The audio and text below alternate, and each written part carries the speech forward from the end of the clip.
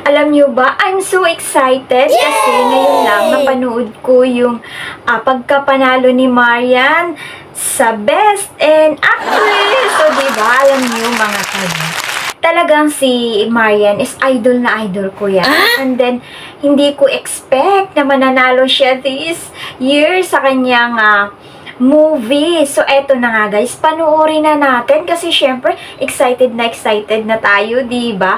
At eto namang video na to, is syempre, napanood ko rin sa balita. Kaya, eto na siya guys, panoorin natin yung pagkapanalo ni Marian sa kanyang Best Actress. For her, Spirit of the Care of a Public School Teacher.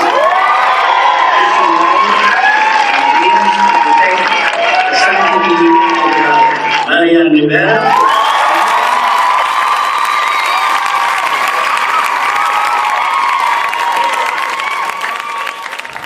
At eto na nga guys, tinanggap na ni Marian yung kanyang trophy sa kanyang pagkapanalo bilang Best Actress. O diba, ang galing niya. At hindi lang naman siya ang nanalo, dalawa sila. O diba, ang saya-saya. At eto na nga guys, pakinggan natin yung sinabi niya. Unang bumubuo ng Sinimalaya, maraming pong salamat sa inyo. To my GMA family, thank you. Direkip, umpisa pa lang ng shooting natin, ramdam ko ang 100% na pagtitiwala mo sa kakayaan ko kung paano ko i-arte si Teacher Emmy. So thank you, Direkip. Salamat po sa napakagandang regalo. Taos puso po ako nagpapasalamat. O diba, ang ganda ni Marian. Talaga, sobra. At supportive naman yung kanyang asawa. At ang sweet pa nila. Mahalaga sa akin yan, sinasabi ko nga yung experience ko sa paggawa ng balota.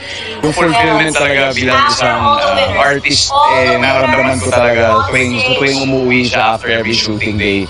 Kasi dahil sa pelikula yan, she was able to express, diba, kumbaga yung mga feelings, emotions, pero higit sa lahat na pakita niya yung talent. Ayan na, napanood na natin yung pagkapanalo ni Marian sa Best Actress.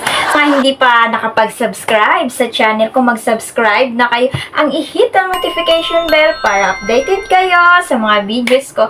Thank you for watching guys. Bye-bye!